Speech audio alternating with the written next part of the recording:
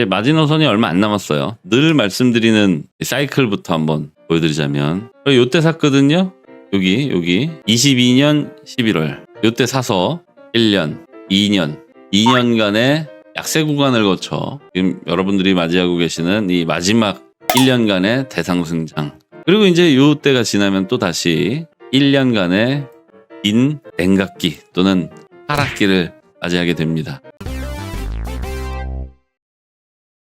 네, 안녕하십니까 부자 형님 누님들, 반갑습니다. 금리는 동결, 관세는 타결, 그리고 이제 앞으로 남겨준 가장 큰 이벤트는 FTX입니다. FTX는 좀 우리와는 관계가 좀 남다르죠.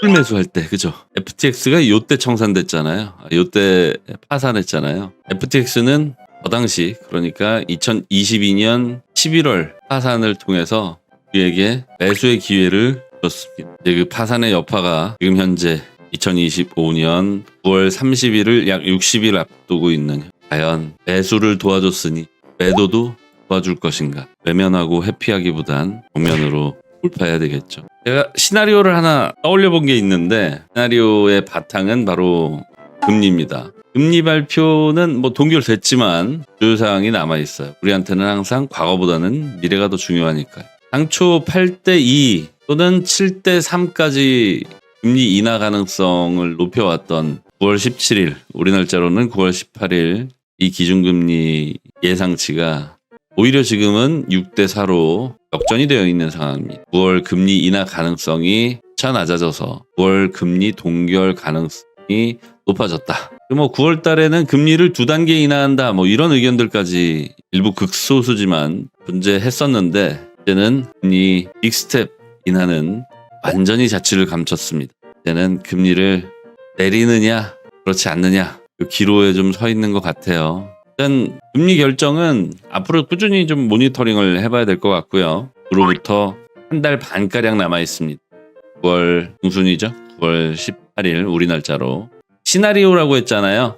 좀 그만드리고 시나리오를 좀 말씀을 드려보면 그런 거예요. 일단 9월 17일까지는 9월 금리 결정일까지 FOMC라고 하겠습니다. 기대 수요로 인한 상승.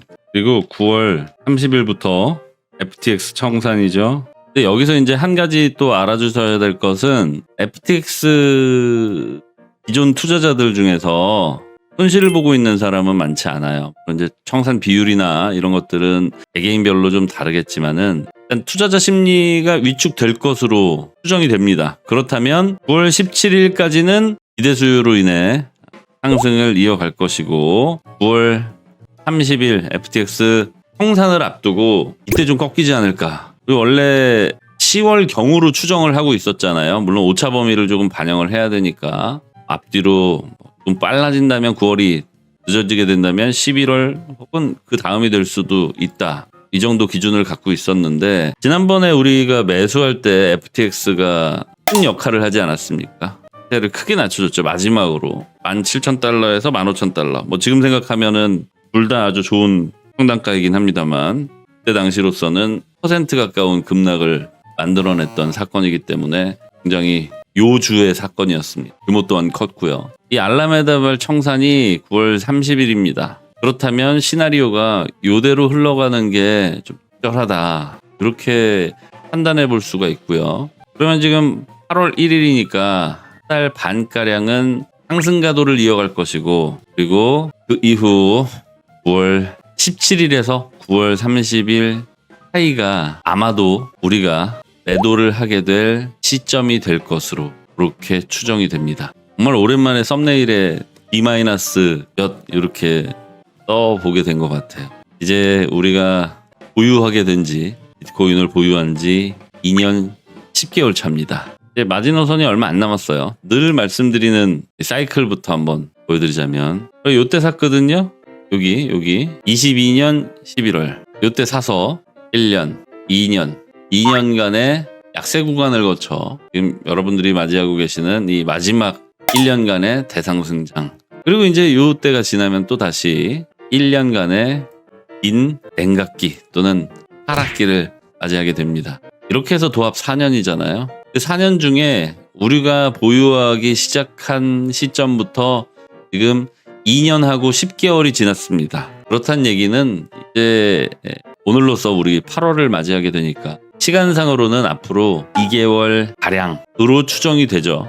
이거는 철저하게 타임라인을 통한 분석이니까 그 외에 뭐 환경적인 요인들은 가중치를 둬야겠습니다만, 아무튼 타임라인을 통한 판단을 해보자면 이제 2달 안에 팔아야 된다. 뭐 이렇게 우리가 카운트다운을 해볼 수가 있겠죠.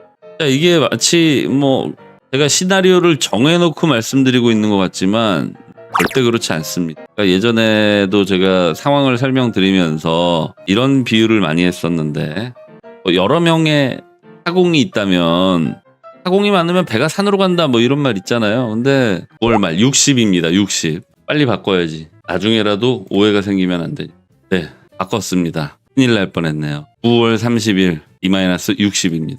얼추 맞아 떨어지지 않나요? 앞서서 사공 얘기하다가 넘어왔는데, 사공이 여러 명이면 배가 산으로 가지만 그 여러 명의 사공이 같은 지점 또는 비슷한 지점을 가리키고 있다면, 그런 방향성을 가리키고 있다면 조금 신뢰도가 더 높아지는 것도 사실이겠죠. 한 명의 사공이 잘못된 의견을 낸다면, 또는 한 명의 사공이 배를 산으로 끌어갈 수도 있는 거예요. 알고 계시다시피 2021년 11월 최저점을 맞이하기 전에 2021년 11월 여기 이때 1억 가자 10억 가자 1억 갑니다 10억 갑니다 했던 사공들 많았습니다. 그 한 명의 사공은 배를 산으로 이끌었죠.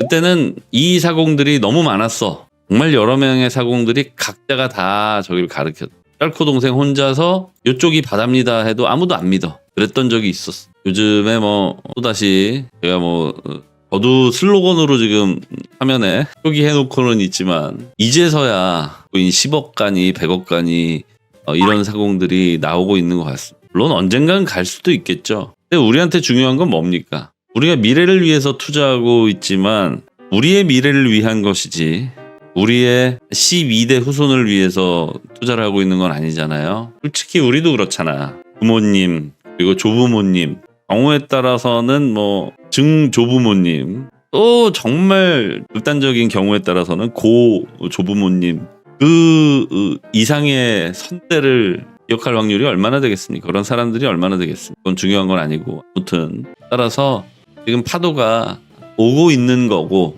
그리고 앞으로도 약 2개월 가량 파도가 치게 될 것으로, 우리는 앞으로 이 남아있는 2개월 가량의 마지막 큰 웨이브, 마지막 웨이브에 우리 몸을 던져서 마지막 가장 큰 파도를 잘 활용해야겠습니다.